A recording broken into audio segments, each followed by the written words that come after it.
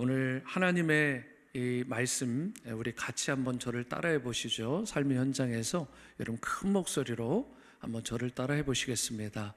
하나님의 마스터 플랜을 보라. 네, 한 번 더 할까요? 하나님의 마스터 플랜을 보라. 우리가 사용하는 말 가운데 마스터 플랜이라는 말이 있습니다. 사전적으로 마스터 플랜이란 부분적인 계획이 아니라 전체를 아우르는 큰 설계도를 말하는 것입니다. 전체를 아우르는 설계도. 그러니까 지금은 다 보이지 않더라도 처음부터 끝까지, 이 처음부터 끝까지 모든 과정을 이미 염두에 다 두고 세워진 최종적인 계획을 마스터 플랜이다, 이렇게 이야기를 합니다. 그러니까 건축을 할 때도 그렇죠. 한쪽 벽을 세우거나 또 벽돌 한 장을 심지어 올리더라도 이미 완성된 설계 도면이 있잖아요. 그리고 또 퍼즐을 맞출 때도 보면요, 퍼즐을 잘 맞히는 분들의 특징이 무엇이죠? 퍼즐의 전체 그림을 이미 확인을 하고 그리고 나서 퍼즐 조각 하나하나를 맞춰가는 것입니다. 그러다 보니까 그런 분들의 특징이 무엇이냐면, 퍼즐을 하다가 이게 조각 하나가 좀 늦어지는 것 같아 보여도 사실은 그게 틀린 게 아니더라는 거예요. 틀린 것 같아 보이지만 결코 흔들리지 않고 우직하게 그 길을 갈 수 있어요. 왜 그렇죠?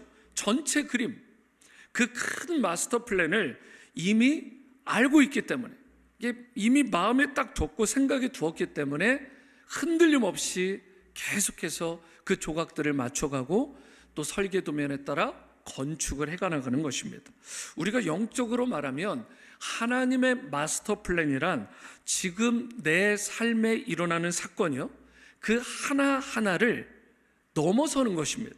그러니까 하나님께서 처음부터 끝까지, 그리고 그렇게 하나님께서 알파와 오메가 되신 하나님께서 그 처음부터 끝까지 그리고 계신 그 구원의 큰 그림, 그리고 나와 역사를 향한 하나님의 그 완전하신 뜻을 의미하는 게 하나님의 마스터 플랜입니다. 그런데 문제가 무엇이냐면, 우리가 인생을 살아가다 보면 그런 전체 그림은 보지 못한 채로 내 눈앞에, 그냥 당장 눈앞에 있는 그 조각 하나 바라보고 그냥 인생을 이미 단정 짓고 판단하고 거기에 그냥 함몰될 때가 너무 많다는 거예요. 지금 당장 겪는 어려움, 눈앞의 아픔, 현재의 이 상황이 마치 인생의 전부인 양 느껴질 때가 있는 거죠. 그러다 보면 어떻게 돼요? 우리가 인생의 방향을 잃을 때가 생기는 것입니다. 마음이 무너져 버리고 쉽게 낙심하고 좌절하게 되는 거예요. 큰 그림을 못 보니까. 그래서 사람은요, 어느 누구나 인생의 어느 순간 이런 질문 앞에 자주 서게 되는 거예요. 그러니까 왜 이런 일이 하필 나에게 일어나지? 왜 하필 이런 고통과 고난이 나에게 일어나지? 이건 문제가 없어서가 아니라 문제가 너무 크게 보이는 게 사실 문제예요. 그 너머의 그림이 보여야 되는데 그 너머의 그림을 제대로 보지 못하니까 우리가 길을 잃고 방황하고 흔들리게 되는 것입니다. 그러나 역사를 돌아보면요, 여러분 가장 혹독한 시대를 통과하면서도 가장 위대한 리더십을 보여준 사람들이 있잖아요. 국가적인 위기라든가 개인적인 고통이 동시에 몰아치는 그런 엄청난 순간인데, 여러분 그 순간에도 그들은 절망에 빠지지 않더라는 거예요. 오히려 그 절망을 딛고 일어서더라는 거죠. 왜 그래요? 더 큰 그림, 하나님께서 그려주시는 그 마스터 플랜을 보는 사람들이기 때문에 그래요. 그들이 그렇게 큰 그림을 볼 수 있기 때문에 눈앞에 있는 당장 그 고통이 이게 전부가 아니다, 이 또한 지나가리라, 이 현실 너머에 바로 자신이 온전히 보지는 못하지만 하나님께서 만들어주신 나를 향한 큰 계획, 그 구원 계획이 있다는 사실을 그가 믿게 되는 것이죠. 그러면 흔들리지 않게 되는 거예요. 여러분, 오늘 우리가 함께 나누고자 하는 말씀의 핵심이 바로 이 부분이에요. 과연 우리는 이 중요한 하나님의 마스터 플랜을 과연 볼 수 있는가? 그리고 그 플랜 안에서 내 인생을 바르게 해석하면서 내가 제대로 온전히 주님의 기쁨이 되면서 살아가고 있는가?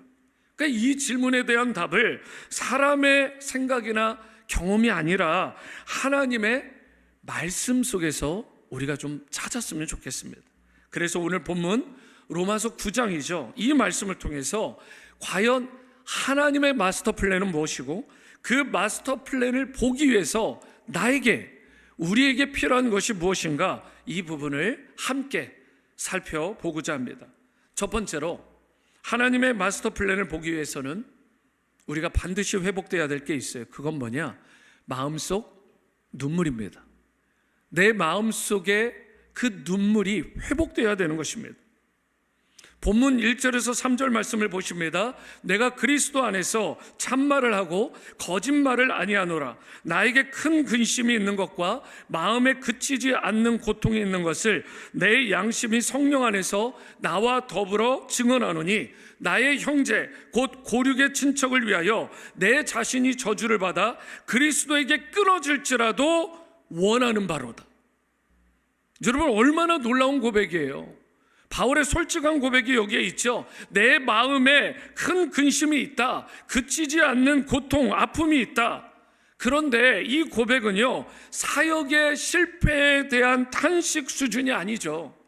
개인적인 상처, 개인적인 아픔, 개인적인 문제 때문에 일어난 일종의 하소연도 아닌 것입니다. 바울의 이 고통의 근원이 뭐예요? 사람을 향한, 영혼을 향한 그 영혼 구원에 대한 그 간절함이 그에게 있었던 것입니다. 자기 동족, 자기 민족이 하나님을 알지 못하고 하나님을 믿지 못하고 죽어가는 그 부분에 대한 깊은 아픔, 그 탄식이 저의 가운데 있었던 거예요. 사도 바울의 심령 가운데. 우리가 이 부분을 본받아야 되지 않겠습니까? 바울은요, 이방인들이 복음을 받아들이는 것을 한두 지역, 아니 한두 나라에서 본 게 아닙니다. 가는 곳마다 그런 이방인들의 구원을, 그 놀라운 장면을 수도 없이 봤어요. 그런데요, 그 기쁨의 순간이 맞죠. 그런데도 불구하고 그 기쁨의 순간마다 여전히 그의 마음 한켠에는 너무나 지워지지 않는 아픔, 그 정말 깊은 애달픈 슬픔과 통증이 저의 마음 가운데, 심지어 깊은 심령 가운데 있었다는 거예요. 그것이 뭐죠?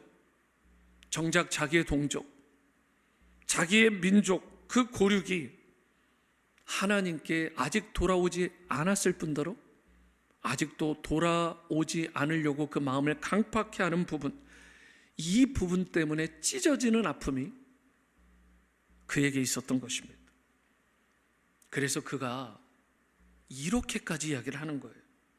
3절 말씀을 현대인의 성경으로 보시겠습니다. 만일 내 동족이 구원만 얻는다면, 내가 저주를 받아 그리스도에게서 떨어져 나가는 한이 있더라도 나는 그렇게 되기를 바라고 있습니다.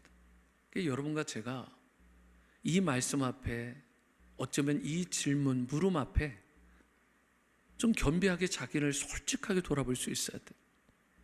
사도 바울의 말이 이 말이잖아요. 내가 그리스도에게서 떨어지고 끊어지는 한이 있더라도, 이게 무슨 말이에요? 생명책에서 심지어 자기의 이름이 지워지는 한이 있더라도 나는 내 동족, 내 민족이 구원을 받을 수만 있다면 그것이면 된다.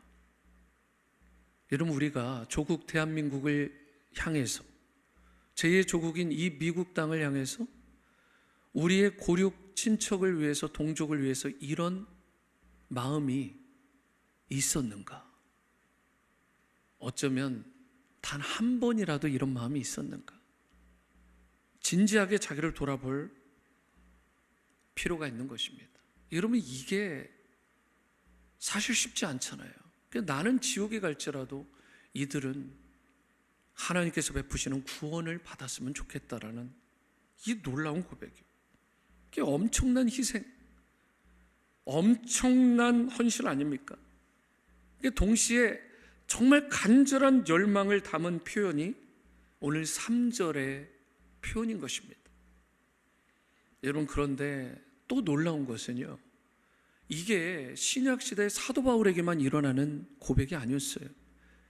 이미 그보다 훨씬 이전에 구약의 모세라는 인물을 통해서 출애굽기에 그의 고백이 나옵니다. 이스라엘 온 민족이 금송아지 우상을 섬기게 되잖아요. 그 패역한 사건으로 인해서 하나님의 엄청난 진노와 심판이 임할 위기가 있었어요. 그때 모세가 이런 기도를 드렸습니다. 출애굽기 32장 31절 32절인데요 우리 다 함께 읽어보겠습니다. 시작. 모세가 여호와께로 다시 나아가 여짜오되 슬프도소이다. 이 백성이 자기들을 위하여 금신을 만들어 싸우니 큰 죄를 범하였나이다. 그러나 이제 그들의 죄를 사하시옵소서. 그렇지 아니하시오면 원하건대 주께서 기록하신 책에서 내 이름을 지워버려 주옵소서. 여러분, 솔직히 이게 가능한 고백입니까? 주님이 기록하신 그 생명책에서 내 이름을 지워지는 한이 있더라도 나는 이 사람들이,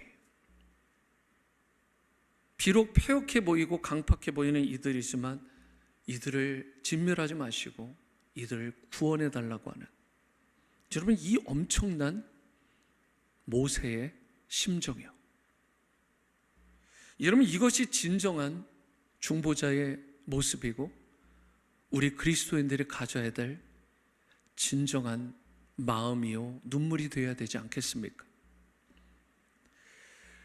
여러분, 이 중보자의 눈물은요 신약에 와서 예수님 안에서 가장 완전한 모습들로 계속해서 나오게 되는데, 여러분, 그 중에 하나를 살펴보면 복음서에 이런 내용이 나오잖아요. 예수님께서 예루살렘 성을 보고 우셨대요.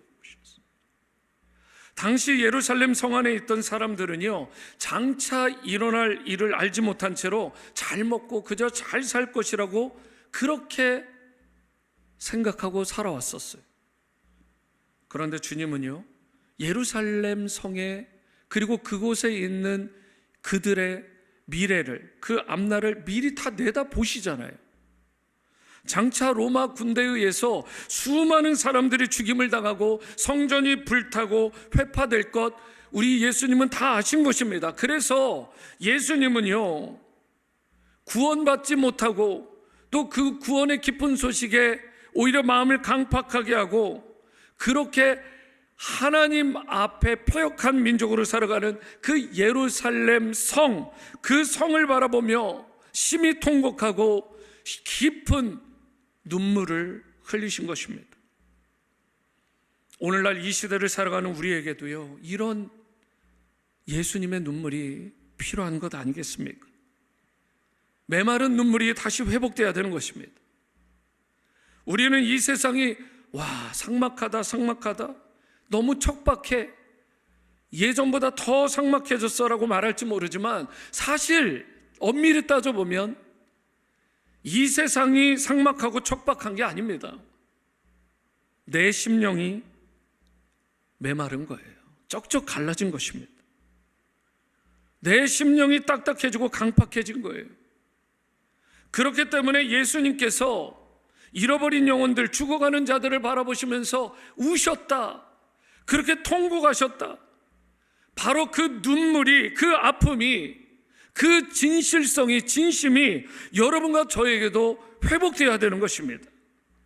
주님의 눈물이 나의 눈물이 되어야 되고, 주님의 아픈 그 심정, 그 가슴이 나의 마음, 나의 심정이 될 때 주님의 마스터 플랜을 바르게 볼 수 있게 되는 것이고, 그때 우리가 비로소 바른 삶, 주님이 기뻐하시는 삶, 세상에 선한 영향력을 끼치는 성도의 삶을 살아갈 수 있게 되는 것입니다. 엄밀히 따져보면 이 세상에 수많은 눈물의 종류들이 있잖아요. 그런데 여러분, 눈물이라고 해서 다 같은 눈물이 아니잖아요. 그저 자신의 상황과 처지만 한탄하며 그게 힘들어서 흘리는 눈물이 있고요, 자존심이 긁혀서 상해서 흘리는 눈물도 있죠. 후회와 두려움 때문에 흘리는 눈물도 있습니다. 심지어 어떤 눈물은 가증한 가짜 눈물도 있잖아요. 그런데요, 하나님께서 사용하시는 그 눈물, 하나님께서 주목하시고 들어쓰시는 눈물이 있다는 거예요. 그 눈물이 어떤 눈물이에요? 영혼을 향한 눈물이에요. 구원받지 않은 자들을 향한 그 애달픈 예수 그리스도의 심정을 가지고 우리가 나아가는 그 눈물이요. 사실 오늘 우리의 문제는요, 눈물 자체가 없어서라기보다는 도대체 무엇을 위해 우는지를 잃어버렸다는 거예요. 방향성을, 그 큰 그림을 잃어버린 것입니다. 고통받는 사람을 보아도 마음이 아프지 않은 거예요. 마음이 동하지 않는 거예요. 잃어버린 영혼, 죽어가는 영혼, 아니 죽은 그 영혼을 보는데도 불구하고 안타까움이 사라져버린 거예요. 만약에 그렇다면 그것은 단순한 감정의 차원이 아닙니다. 그것을 넘어서서 심각한 영적인 문제인 것입니다. 하나님의 마스터 플랜은요, 차가운 머리, 냉철한 이성만으로 되어지고 보여지는 게 아니에요. 그러한 마스터 플랜은요, 주님의 그 심장, 그 뜨거운 심장, 그 뜨거운 마음을 통해서 가질 수 있고 보여지기 시작하는 그 세계가 하나님의 마스터 플랜인 것입니다. 오늘 우리는 진정한 마음속 눈물을 통해서 하나님을 바르게 볼 수 있어야 됩니다.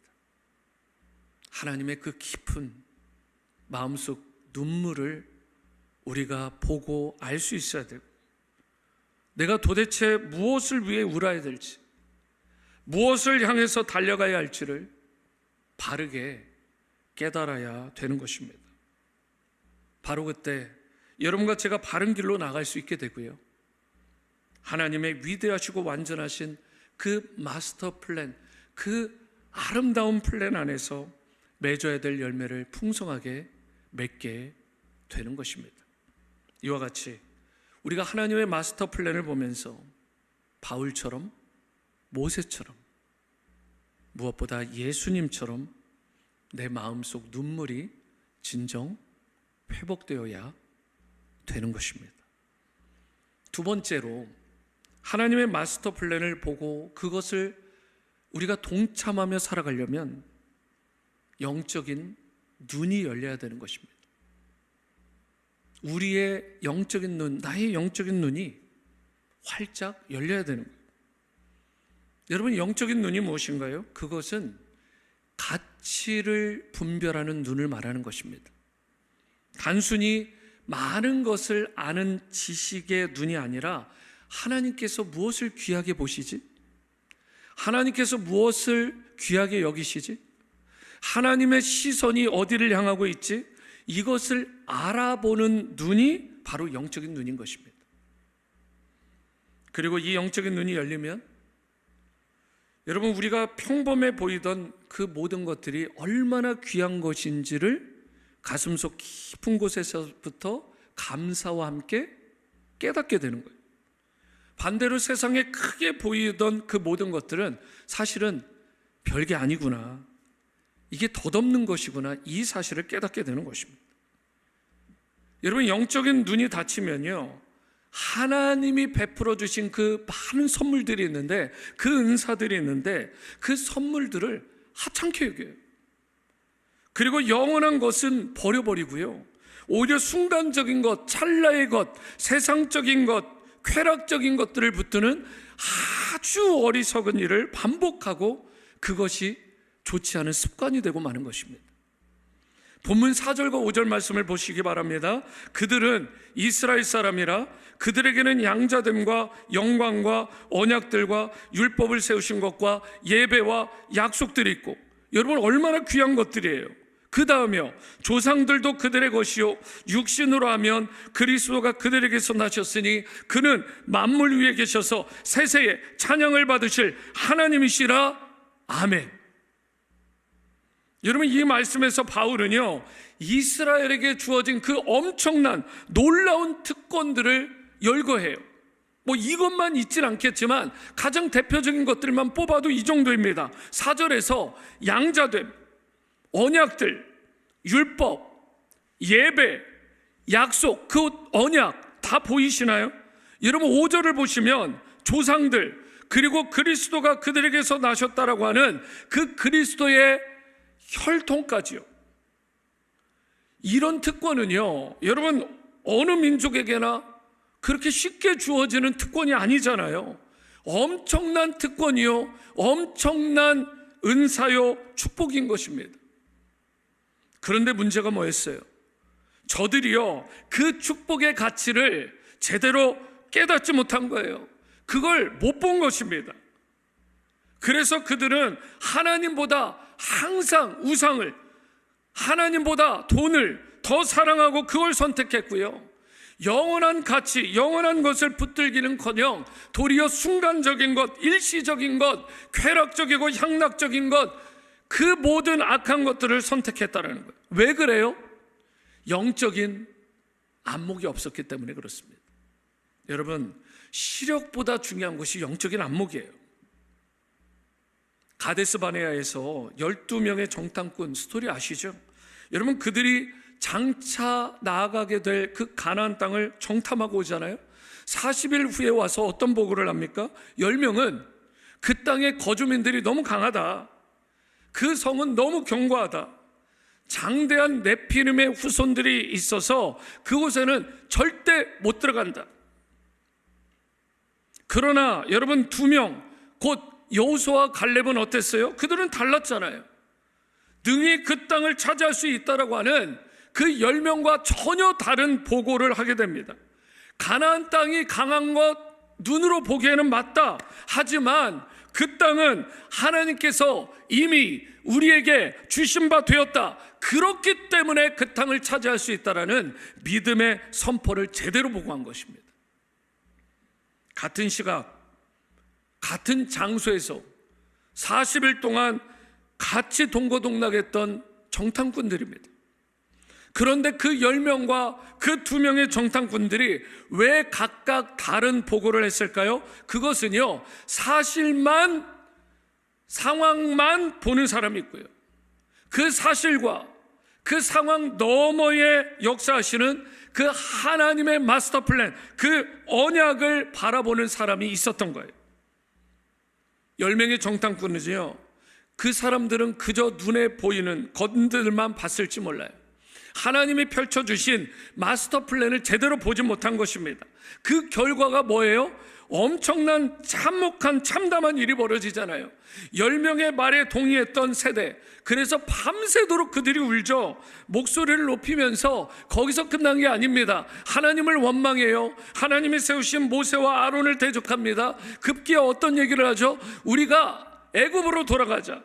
이런 엉뚱한 이야기를 하면서 울며 불며 외쳤던 자들이요, 그들이 어떻게 됩니까? 광야에서 40년을 배회하다가 방황만 하다가 약속의 땅 밟아보지 못하고 그 광야가 무덤이 되어 거기에 다 죽게 된 것입니다. 광야에서 다 죽었어요. 오직 여호수아와 갈렙만이 출애굽 1세대 중에 마침내 가나안 땅에 들어가게 되잖아요.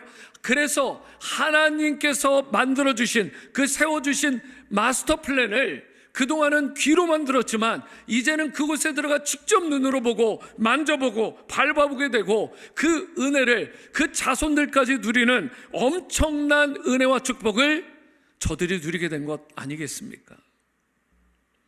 같은 출발선이었어요. 똑같이 주어진 기회였습니다. 같은 하나님의 말씀까지 들었어요. 그렇는데 무엇이 그들의 운명을 갈랐나요? 보는 눈이요, 영적인 안목이 봐도 그들의 결말도 완전히 다르게 만든 것입니다. 하나님은요, 오늘도 우리 앞에 선택의 순간을 주십니다. 선택지를 주세요. 그때 우리가 10명의 정탐꾼처럼 그저 문제만 바라보느냐, 아니면 하나님의 약속을 바라보고 내가 믿음으로 움켜쥐느냐, 현실에 그저 머무르느냐, 아니면 하나님의 마스터 플랜을 바라보고 거기에 기쁨과 열정으로 동참하느냐? 여러분, 영적인 안목이 열리면 우리는 더 이상 이런 고백을 하지 않아요. 나는 할 수 없습니다. 이런 말 하지 않습니다. 하나님이 이미 나에게 주셨습니다. 여호수아처럼 갈렙처럼 믿음의 고백을 하고 실제로 그 땅을 밟고 쟁취하는, 그 산지를 취하는 인생이 되는 것입니다. 바라기로 오늘의 예배를 통해서 여러분과 저의 눈이, 그 영적인 안목이 단 한 분도 예외 없이 이 시간, 이 온라인 예배를 통해서도 여러분이 임한 그 현장이 예배 초소가 되어서 활짝 열리는 은혜가 있게 되기를 주님의 이름으로 축복합니다. 사실 너머에 계신 주님, 현실 위에 계신 그 주님, 지금도 살아서 우리 가운데 신실하게 역사하시며 그 약속을 끝내 이루어 주시는 하나님의 마스터 플랜을 보고 그 마스터 플랜에 동참할 수 있는 여러분과 제가 될 수 있게 되기를 바랍니다. 사실 광야에서 일어난 이 사건은요, 단지 그 당시 과거의 이스라엘의 실패 스토리만이 아니에요. 무슨 말이냐면 오늘 이 세대를 살아가는 우리 모두의 신앙을 비춰주는 거울이요, 우리에게 똑같이 적용되는 말씀이에요. 왜냐하면 가나안 땅 앞에서의 그 선택이라는 것은 어디에 서 있었냐? 여러분, 이 문제가 아니라 무엇을 보고 있었고 무엇을 선택했느냐의 문제였기 때문에 오늘날에도 똑같이 적용된다고. 진짜 문제는요, 환경이 아닙니다. 영적인 눈, 그 영적 안목이 뜨여 있느냐, 열려 있느냐, 아니면 닫혀 있느냐의 문제인 거예요. 오늘 우리도요, 영적인 눈이 닫혀 있잖아요. 그러면 하나님께서 지금 이미 우리에게 주신 것들, 그리고 앞으로 주실 것들, 그 모든 것들에 대해서 귀한 것을 귀한 것으로 여기지 않아요. 평범하게, 아니 그 평범한 것보다도 못하게 하찮게 주님이 베풀어 주시는 것들을 느끼게 되는 것입니다. 너무 안타까운 인생이 되죠. 은혜에 익숙해져 버리고 하나님이 베풀어 주신 그 복이 너무 당연시 여겨져 버리고 마침내는 소중한 것을 소중하게 여기지 않는, 그 구원도 소중하게 여기지 않는 자리까지, 그 극악한 극심한 자리까지 나가고 만다고요. 바로 이 지점에서 우리의 삶이 어떻게 돼요? 마치 그 광야의 이스라엘 백성이요, 40년 동안 배에만 하다가 그 광야가 무덤이 됐던 저들과 같은 그 모습이 딱 우리의 모습으로 닮아지는 안타까운 지점이 바로 이 지점이 되는 것입니다. 여러분, 영적인 눈이 닫히면 가장 소중한 것을 가장 가볍게 여기게 됩니다. 그 예를 들어 볼까요? 예배를 생각해 보세요. 우리는 주일마다요 1년에 52번을 드리게 되죠. 수요일마다 드립니다. 거기에 새벽 시간에 드리는 것, 이것도 또한 예배다 보니까 예배가 귀중하다라고 하는 것을 모르고 또 마음으로 감사하지 못하며 그냥 넘겨버릴 때가 의외로 많다는 것이죠. 심지어 예배에 대해서 어떻게 해요? 때로는 귀찮아요. 예배가 귀찮다. 한 번쯤 스킵하지 뭐. 그렇게 예배를 대수롭지 않게 가볍게 여기는, 경홀히 여기는 자. 우리가 하나님께 올려드리는 예배를 너무 가볍게, 너무 평범하게 생각하면 안 되는 것입니다. 오늘 주일 예배도 그런 예배가 될 수 있어요. 여러분, 날씨와 도로 사정으로 인해서 어쩔 수 없이 실시간 온라인 예배로 드리게 되었습니다. 그런데 혹시 중요한 것이 무엇이냐? 내 마음의 중심이잖아요. 주님은 마음의 중심을 보시니까. 그런데 내 마음 한켠에 온라인으로 드려보니까 훨씬 편하다. 편한 복장에 현장에도 가지 않으니까 그냥 너무 좋은데? 이런 생각을 가지고 만약 그런 분이 없으시겠지만 혹시라도 그런 마음을 가지고 이 시간 실시간 온라인 예배에 참석하고 계신 분이 계시다면 여러분, 하나님 앞에서 자신을 좀 잘 다시 점검해 봐야 되지 않겠습니까? 돌아봐야 되지 않겠어요? 오늘 내가 올려드리는 이 주일 예배가 과연 나의 편안함, 그저 나의 안락함, 그래서 내 중심적인 예배인지, 아니 그건 이미 예배가 아니죠 사실. 아니면 내 이 예배의 중심이 과연 우리 주 예수 그리스도이신지, 이 부분을 바르게 정직하게 돌아보고 점검해 볼 필요가 있습니다. 그리고 비단 이거는 온라인 예배를 드릴 때뿐만이 아니라 현장 예배를 드릴 때도 마찬가지죠. 내 몸은 와 있지만 내 마음의 중심이 주님을 향하고 있지 않다면 그것은 하나님께서 기뻐 받으시는 예배가 될 수 없는 것입니다.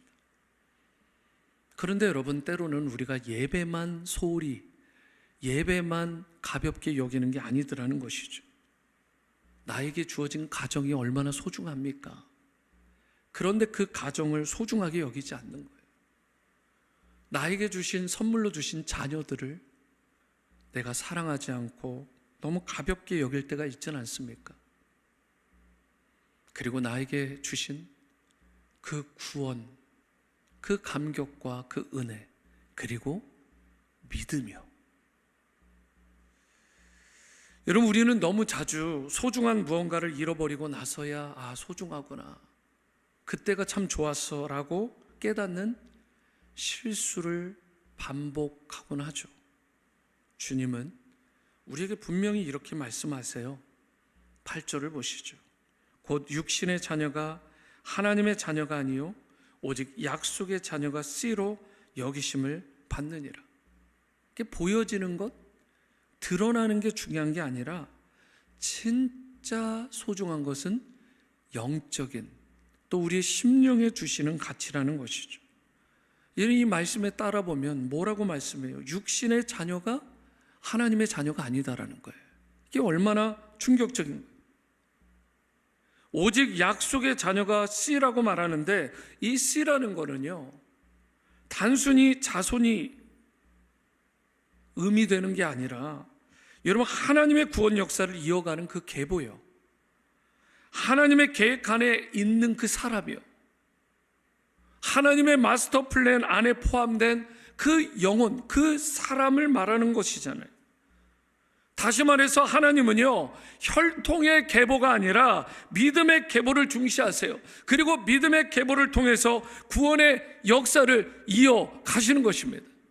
그래서 내가 3대째 4대째 신앙이 물론 의미는 있지만 그게 우리의 구원을 확증해 주는 게 아니잖아요. 내 자녀들도 내 손주들도 1대1로 하나님을 대면하고 예수 그리스도를 자신의 구원자로 주님으로 반드시 믿고 시인해야 되는 것입니다. 여러분, 이처럼 하나님께서 보시는 기준이라는 건 혈통도 아니고 경력도 아니고 연륜도 아니고 직분도 아니고요, 오직 믿음이라고요.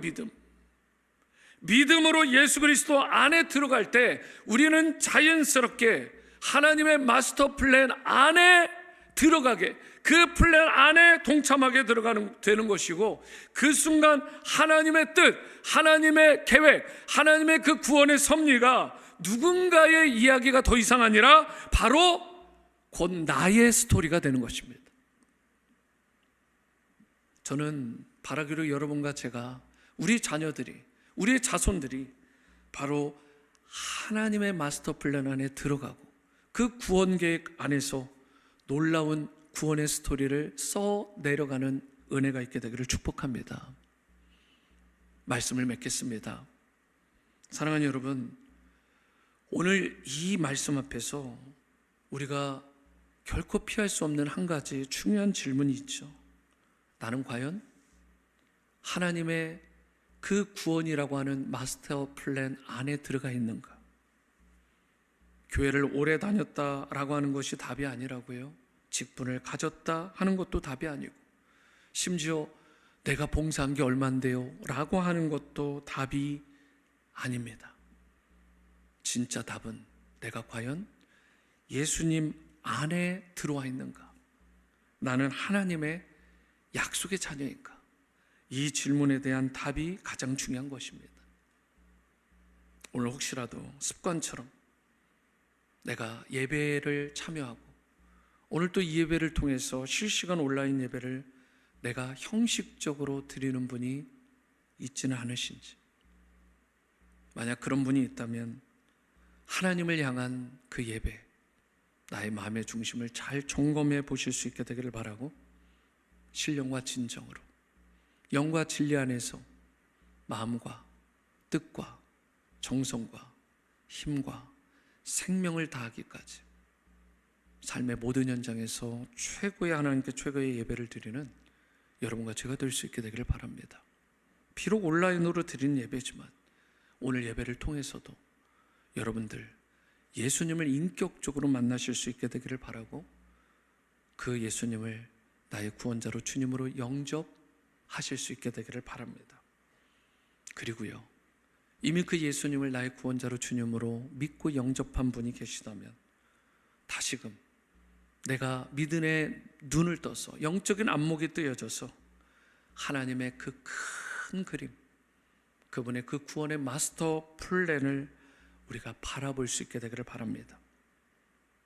그래서 더 이상 문제와 상황에만 집착하거나 머무는 수준이 아니라, 혹시라도 나에게 닥치는 그 고난과 고통이 있더라도, 시련이 있더라도 그 너머에 계시는 하나님의 플랜을 보고 곧 그 하나님께 우리의 시선을 두고 승리할 수 있게 되기를 바랍니다.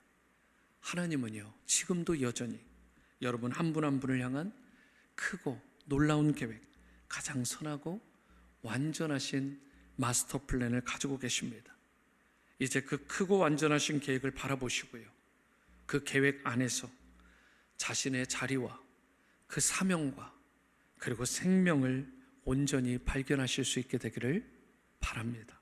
그래야 삶의 모든 자리에서 주님께 기쁨이 되시고 풍성한 열매를 맺으시되 삶의 모든 전장에서 최고의 하나님께 최고의 영광을 올려드리는 여러분과 저, 또 우리의 자녀들 다 될 수 있게 되기를 주님의 이름으로 축원합니다.